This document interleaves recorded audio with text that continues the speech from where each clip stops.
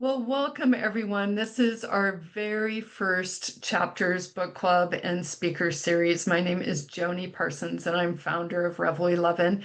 I just want to say, since this is our very first event, I thank you for your patience as we figure out the kinks as we go to our new community. But bless you for being here. And we're so thrilled to start a new chapter for Revel 11. So thank you so much. I am thrilled to welcome our guest today, whose idea I think can change the world. Her vision is to help others feel seen and heard and valued. Isn't that just beautiful? It just makes my heart sing. Just imagine if a world where you were acknowledged simply for being you and only you. The idea, this vision, is called Gracenotes.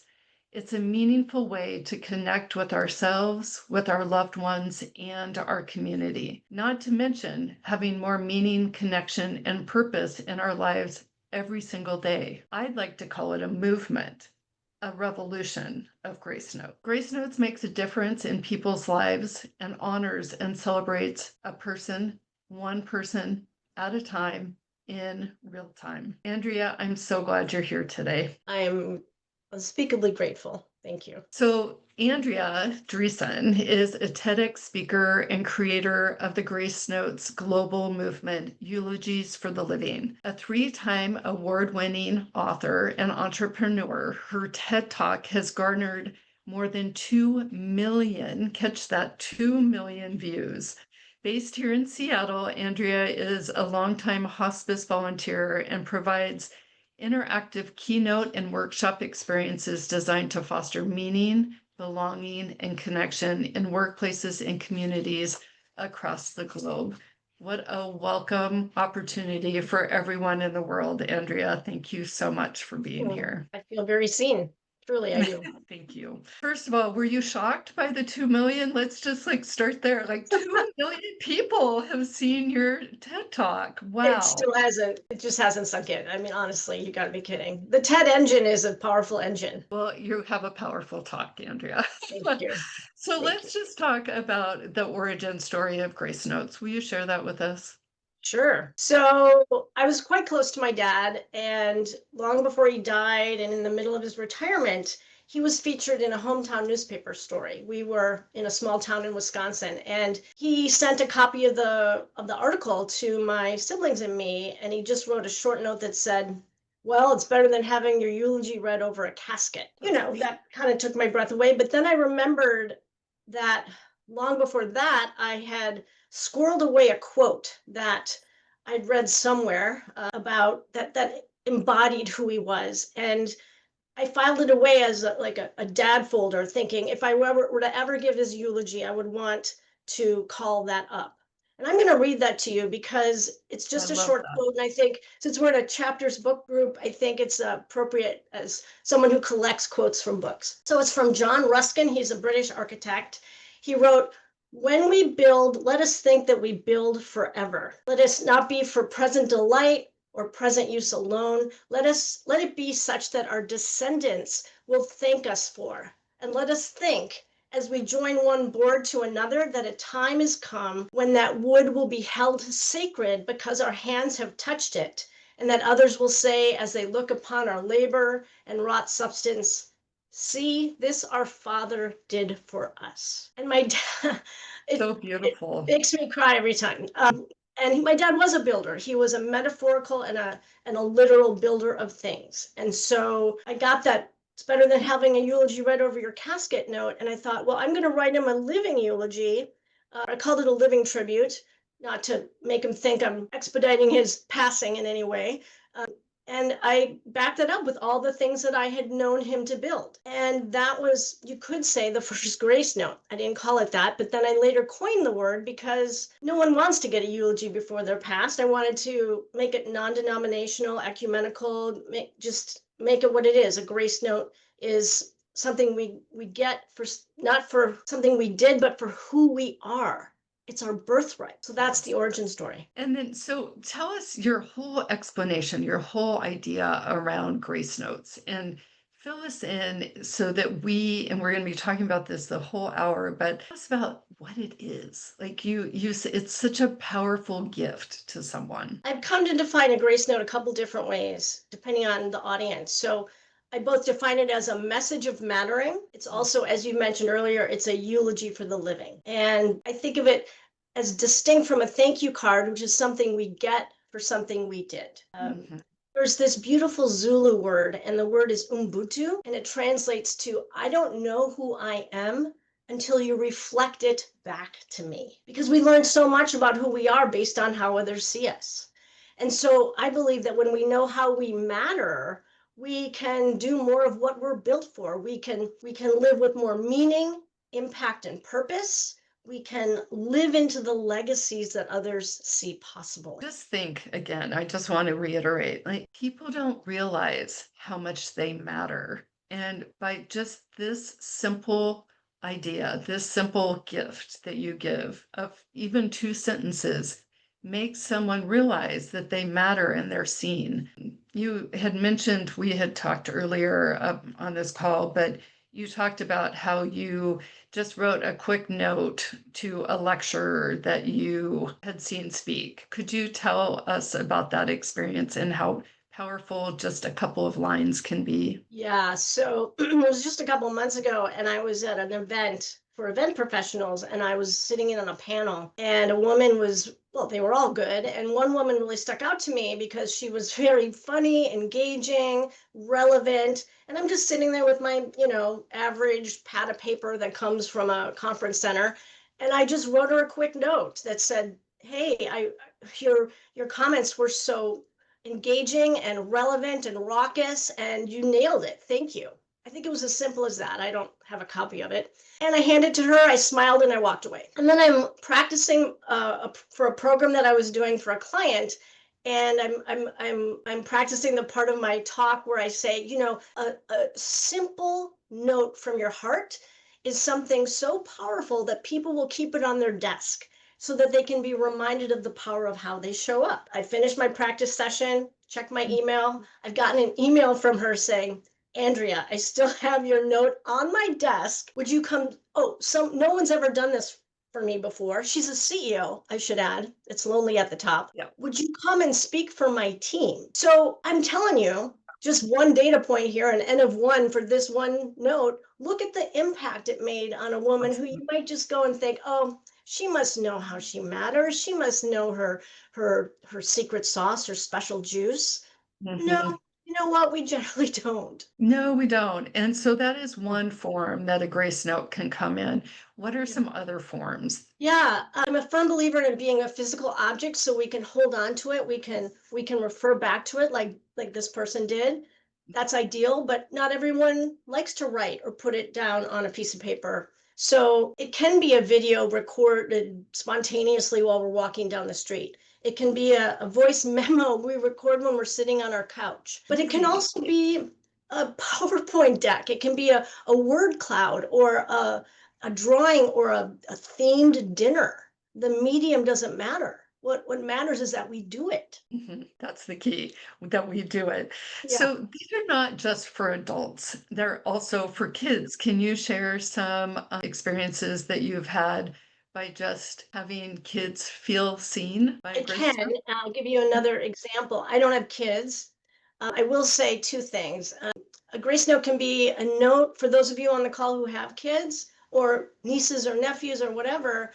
Absolutely. It can be a note that you jot on a post-it some busy morning and just leave in your kid's lunchbox. Don't overthink it. I have an experience myself where a dear friend of mine has a son who was he had to move schools. He had to go to middle school. He didn't want to go. He was like, "I have to leave my old school, my friends. I'm really mad at you, mom and dad, for doing this." I have a special connection to him, and I just wrote him a note that said, "Hey," and I meant this. This was a true statement. I'm not trying to put any floweriness to it. I said, "You're a cool kid. You do cool things. I've watched you do this, that, and the other thing. Other kids like to be with cool kids. You keep doing those things, and you will find your people at this new school." And I handed to him thinking he's going to go, "Oh, yeah, I'm just too cool for school, you know?" oh my God, he got a little teary, he gave me a hug. And so this doesn't, grace notes for anyone at any age. It's best not to wait. Fabulous. And so, how does receiving grace notes make us feel? You've given us a couple of examples, but can you give Mm, us a few more? Like, how does this touch someone deeply?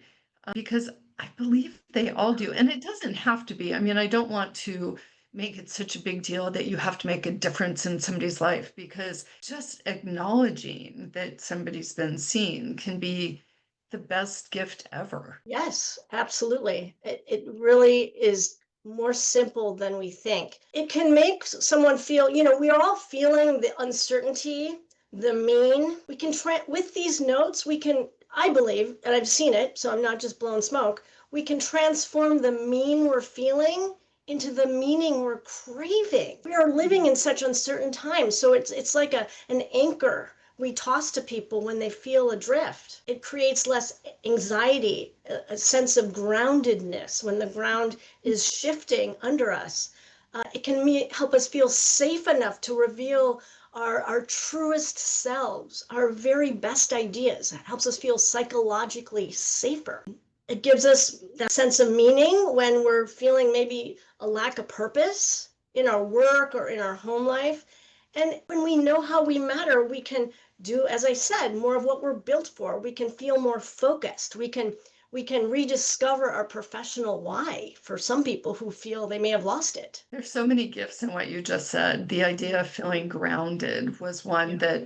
that, when you've been talking, I feel so grounded in this conversation and with the ideas that you have and the gifts that we can give and that we can also receive. And Glad you it's, feel. yes. So let's talk about reasons to give grace notes. Like there's so many. And I love how you say that, it's in such an uncertain world right now that this is a huge opportunity for all of us to take some time and to give grace notes. Yeah, I love that. I'd like to just do one thing just to engage folks a little bit here in the chat. We But all have received perhaps notes of mattering. We may not have called it a grace note, but I'd love to hear if you are willing to put in the chat. I invite you to put your response to this question. When did you feel like you mattered? Seen for your very best self? What was happening? How did you know? How does that for you? How does that feel? Where does it land for you? I welcome that input. yeah, yeah, please put that in the chat. I've had people, well, actually, I had a conversation last night with my partner. We were rewatching your TED Talk, and he said, in our relationship, he goes, I feel seen.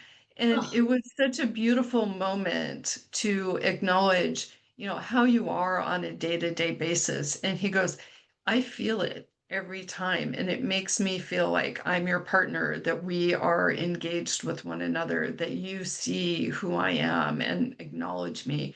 And so thank you for that gift, because mm. so Jane says here, when my clients share the difference I've made in their lives, it opens my heart and I usually cry. I love criers. I'm a crier. Yeah, I've heard the phrase, if I may interject there, I once heard, it may have been a therapist say, where there are tears, there is truth. Yes, for sure. Absolutely. So Sharon says handwritten notes of thanks or acknowledgement when I was leading teams when there was no specific reason for it. Yes, yes, just out of the blue has such power, such power. Thank you Wouldn't for it be amazing? I just have to say right here, if everyone just took a minute out of their day and did this one time a day, all of us that are on this call and the invitation to our whole community to do that, what a difference we could make just as our Revel 11 community in the world. Amen, sister. And in Amen. fact, there's a woman I connected with a couple months ago. She's local. She's the producer of TEDx Bellevue Women. And she and I had a long conversation about how she committed herself to writing a grace note a week for a year and what a difference that made. Not just, I want to make this really clear, not just for the folks she gave these notes to, but for herself. When we Yeah. give a note like this, or we give any gift, we get as much fulfillment from that Mm. as we give our recipient. So it's important to remember that if we think, oh my God, I don't have time for this, you got to be kidding. No, you know what? We all need to be reminded of our own power to change things bit by bit. Absolutely. And Lisa said, Mom's notes to me in my lunchbox so long ago. Looking back, Mom saw me and shaped my life. Lisa, that's so beautiful. Thank you for sharing. And I want to touch on your remark about what it does for us. And it's just such an important piece of this that it's not just, like I said, not just giving, but receiving as well. So, as far as one of the things that you talked about as leaders, it's lonely at the top, and you shared that story, but the authenticity of Gracenotes is huge because it makes us acknowledge human beings. It has us acknowledge events in our lives, whether large or small, those moments that matter. Can you touch on that a little bit? Yeah, I think we're inundated with memes. We we see the polished nature of influencers. We think because we're human, imperfect humans, that our efforts as folks who may not be influencers, who may not be making memes, have to be perfect. But there's a beauty and there's a power, a disproportionate beauty and a disproportionate power in something that's handwritten and that is just spoken spontaneously from the heart, because you know what, we're craving it. We're craving it more than ever because is taken over. And so as I like to say, our actual intelligence is so important to augment our artificial intelligence. When we engage online, we actually, the more you engage online, the lonelier you can feel. It's a world of inauthenticity. So what do we do about that? How do we fight that tide of social media coming our way? Well, I believe we fight it because we augment our social media with what I call the social mattering channel, Gracenotes. And I've established on YouTube the social mattering channel to help.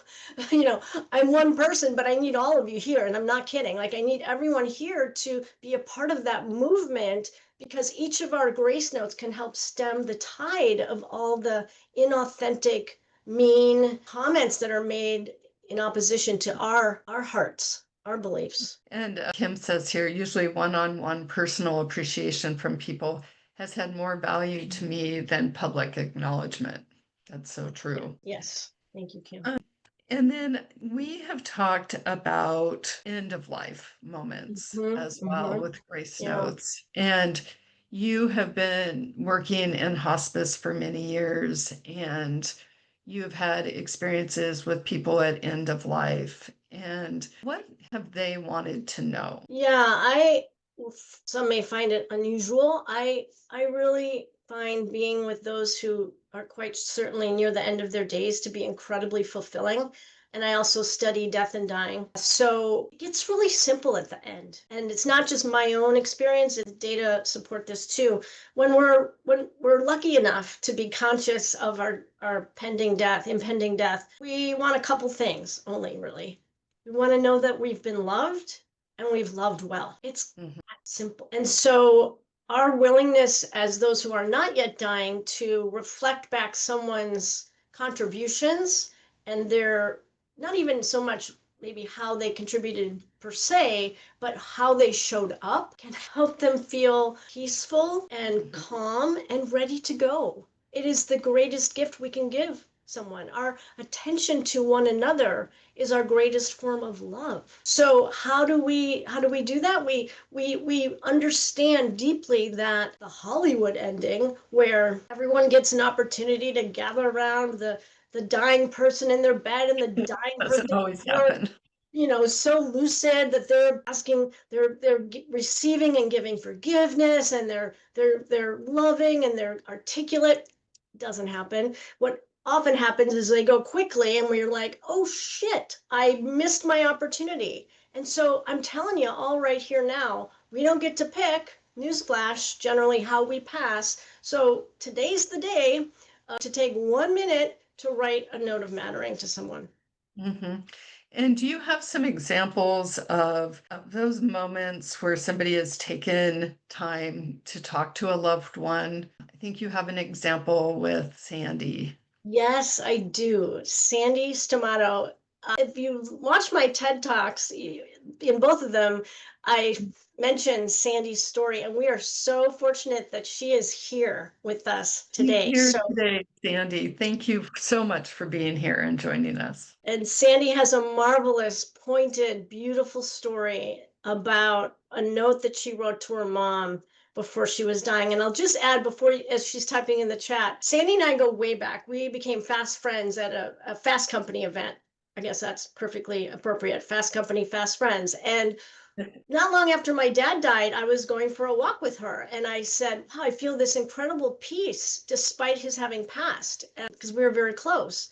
And I said, I think it's because I wrote him this note, and this was before I, had founded the movement. And she said, well, maybe I could write a note to my mom. I think you should do that. So Sandy, I know that you're going to share with us your beautiful, relevant vignette of your experience writing a note to your mom. So it says, my mom was riddled with alcoholism at the end of her life. It was complicated beyond belief, and I truly wanted her to die. And I was destroyed with guilt just thinking this. Walking with Andrea during this time, she shared with me about her dad. I was so touched that I burst into tears and shared with her about my angst, my grief, my anger around my mom, and how it was devastating to me and to my sisters. I decided to write a list of all the things I appreciated about my mom. What was miraculous is that as I wrote, I found myself falling in love with my mom again. The memories of her teaching to me to tie my shoes, learning the difference between cat food and tuna. I will ha that, holding me as I sobbed over a broken heart. What I never anticipated was the trickle effect. Fast forward a day before she died, we were taking turns sitting with her, playing cards, etc. I was en route and my sister called and said, good luck. Mom is on a roll. She's been so nasty. Prepare yourself. And yep, she was a piece of work. I got up to leave because she was being cruel. My mom was never cruel. I was going to storm out of the room, but something stopped me. I made myself stop, turn around. I was stuck. I stuck out my tongue at her and said she was a brat. You're being my brat. She stuck out her tongue right back at me and we laughed. I wrapped her in a hug and she died 3 hours later. My final memory wasn't anger. It was love. That was grace. And I've forever been changed. Oh my God, What? I Sandy. didn't know all of That that. is so beautiful. Thank you so much for sharing that gift with all of us. I only knew the I tiniest know. bit of the story. Oh, well, okay, we're done. Yeah, we're all tearing up over here. Yeah, wow, mic drop right there. That is dang. Thank you, Sandy. You're such a deep feeling soul you are brilliant at seeing people clearly, and you're so brave. Look what you did to go and get past the tongue sticking out, Yeah. and love on your mom, and to know that to think that it was just on the verge of her passing. Yes. Oh my God. Wow. Such a gift. And I've always thought that all we want is to know that we've been loved and that we've loved back. And True. Pretty it's simple. so true. I mean, really, life just comes down to those 2 points. And if we could just remember that as a Yeah. society, as people on this planet, we would be much better, in a much better place. Sure. So, with all of these beautiful reasons that we've talked about already, Andrea, what gets us in the way of sharing eulogies for the living rather than when somebody passed? We're so busy. Life is, you don't need me to say that. We're beyond busy. We also, so lack of time, but also what I call lack of emotional bandwidth. That's the energy it takes to do something that comes more from here, like Sandy's note, and less from here. We tend to overthink. We have these big brains. They're great. They do us a good job, but sometimes we just have to pick up that big brain and set it on the back burner because it is in our way of doing something that comes more from here. So also what gets in the way is this fear of feeling awkward. We we think, oh, maybe this often comes up. I hear people say, well, I'm thinking of writing a grace note to someone from high school, or maybe my relative who's getting quite old, but I'm afraid they're going to think it's weird that I'm reaching out after all this time. Okay, so it's a story we tell. Okay. Mhm. The thing is, and I've never known any other outcome than this, the recipients are not thinking when they get a note like this, wow, that's awkward. No, they're thinking, wow, someone took the time to think of me, to reach out. There's surprise, there's delight. So finally, what gets in the way is our false belief that we have to sound like a Hallmark card or Jesus or Shakespeare instead of ourselves, speaking of authenticity. And so we get in our own way, we overthink it, we don't just boil it down to the essence. So my deep-seated wish for people, and that's today, and any program that I give to companies or nonprofits or whomever, is to help them understand that there are very simple, time-saving habits that we can get into to write grace notes more consistently. It can be a minute a day. So I would love to give a couple of those ideas right now so folks can get a Yeah, flavor for how to stop overthinking and start gracing. wonderful. So we have a little document to share, and we would love for you to. We're going to take a minute, but let's have you explain this first. Sure. So you'll see 3 writing prompts on the screen. And the idea, Sorry. what I recommend that you do, or I invite you to do, is wherever you are right now, is to grab a piece of paper and a pen as opposed to your device. You may know that when we write with paper and pen, the old-fashioned way, we tap a deeper well of creativity. And so if you can, grab some paper and pen. I'd like you to think about someone you'd like to write a grace note to, okay? Someone whose special light you want to highlight, but don't overthink it. Just Okay. pick someone. Okay, I And have someone. Does everybody else have oh, theirs? well, I'll just give you a moment to think Moment. about that. So it's not a pressure cooker here. We're not trying to do a gotcha, but think about who that might be for you. And then there are these prompts that we put up. And the idea here isn't to try to use all 3 prompts in one note. That would be kind of impractical, but just pick one or pick none. You can't write a grace note wrong to the wrong person at the wrong time for the wrong reason. It's impossible. Jane Tornator, who's also on this call, says, kindness doesn't demand perfection. Kindness doesn't demand perfection. Just put your inner editor on that back burner along with your big brain. And pick a writing prompt or write your own prompt or go without a prompt. And we'll set a timer for 60 seconds and Yep. you'll write a voice note without overthinking it. Cool. So let's go. 60 seconds. 1 minute. Congratulations, you just wrote your first grace note. I would love to have you put in the chat if you're so inclined. What are 1 or 2 words that you would use to describe how you feel right now? Well, I'll just go while people are putting things in the chat. I had this moment of thinking about my friend Marcy and the joy that she brings into the room, to use your prompt here. She has such an incredible sense of humor, and there's just nothing like it when we're together. Like, we laugh and cry because we're laughing so hard. And so I just said, you know, thank you. It's just super fun to be with you whenever you walk into a room. So Sandy said, grateful, gentle, loving, and lovable. Beautiful. Thank you, Sandy. But it's true. Like, you give yourself this moment. I think that your blood pressure kind of goes down. Yeah.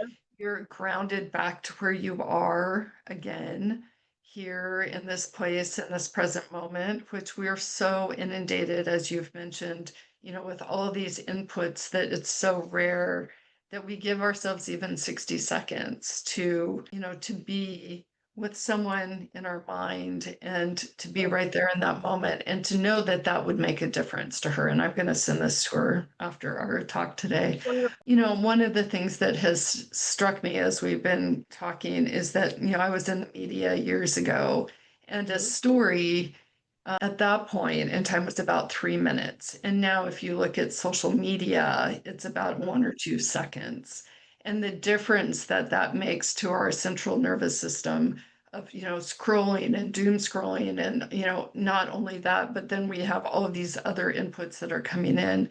But that felt so wonderful just to sit here and be for this moment with you and with everyone who's on this. I do want to add a point of science to that. Sometimes people hear this stuff about mattering and feeling seen and believe it's some touchy-feely weirdness.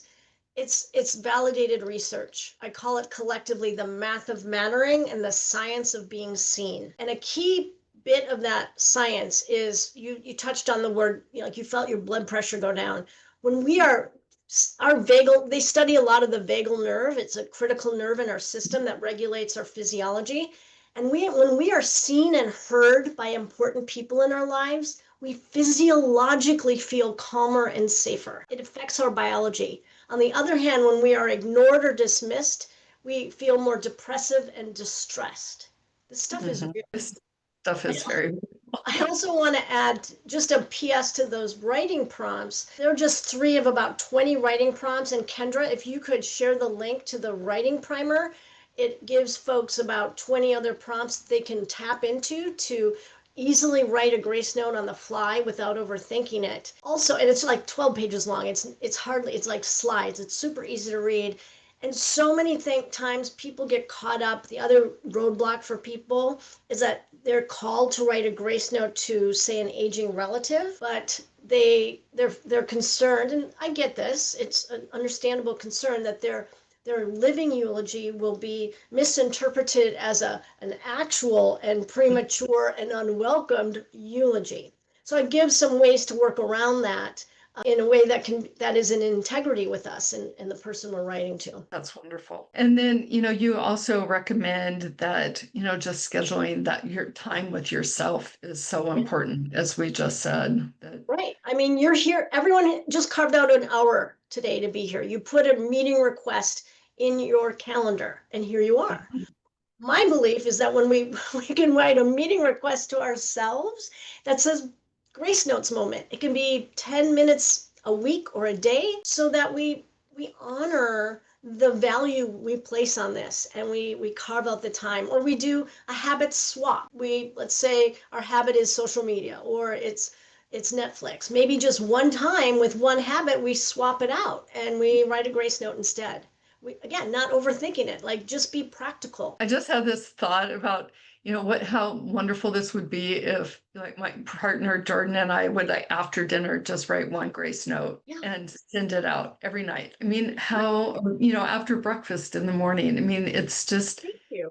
it's just being able to carve that moment in time and think about someone who is meaningful to you, or someone who, like you said, in your lecture that day. Or, I mean, there's so many people in our lives that, or even handing somebody, at the counter. Like, I had the most amazing experience with this checkout guy yesterday at PCC.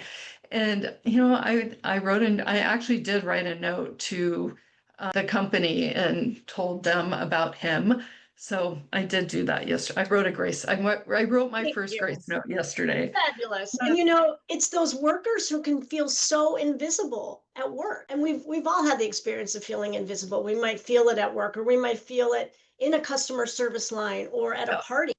It's a universal experience, and it's uncomfortable. And so Sharon has a great question. What are your thoughts about spoken or email grace notes relative to pen and paper? I think that's an important question and distinction. As a writer myself and as a fan of actual paper, I'm going to default to my hope that you'll use paper and pen because it's more human.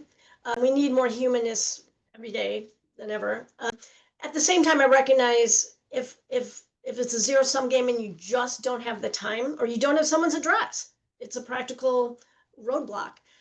Email is better than nothing by all means. And also it's not a zero-sum game, because if you've already thought it through in an email, here's what I've done, and this gets really granular and practical. Sometimes if I don't have someone's mailing address, and that happens a lot, I'll handwrite a grace note. I have these, I'll show you. This is just my style, but I have these cards that say message of mattering, and I'll write on the back, and I'll handwrite it, and I'll take a picture of it. and I'll attach it to an email and say, hey, I wrote this note to you. If you'd like to have the physical object, I'll mail it to you if you give me your mailing address. Most people want to get the physical note. I love that. That is so great. I want to have some notes and postcards made now. That's so terrific. So, in closing, you had a beautiful experience with someone. I'm going to let you tell the story. Okay. Okay. Yeah, a couple months ago, and for those of you in Seattle, you'll recognize this place. So I live in Ballard, and there's a Trader Joe's, and it's my home away from home. I love going to Trader Joe's. And there was a gentleman experiencing homelessness there, and that happens all the time when I go there. Not unusual. But what was unusual was the message he wrote on his cardboard sign. It read, "Please see me. Please see me." He was so brave to express his longing with a big black marker, wasn't he? Oh, gosh. I just stopped in my tracks. I gave him some cash and I looked him in the eye and I said, I see you. I view this as a reality. It happens pretty much every time I go to Trader Joe's or down the street where I live. But it's also a metaphor, isn't it? I'd like a show in the chat. How many of you have ever felt invisible? Like you haven't been seen? Oh, Tell us in the chat. absolutely. Yeah, or yeah. A sign on on all, it's a universal experience. Yep, Jane, Sandy. Yep, Sandy. A sign on our subconscious also reads, please see me. Please see who and how I am. The attention we give to one another is our greatest form of love. We can do this. We can join the Gracenotes movement and just make small, consistent efforts to see people, whether it's a stranger in a customer service line or it's our life partner. Well, and I also want to say that what you put out into the world is what you get back.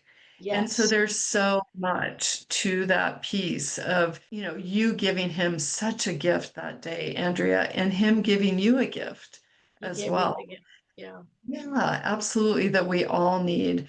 And Jane says she has a favorite poem from Rumi. Oh, great. And let's see if she can put it in there. But yeah, there's so many. Admit something. Everyone you see, you say to them, "Love me." That's beautiful. Mm.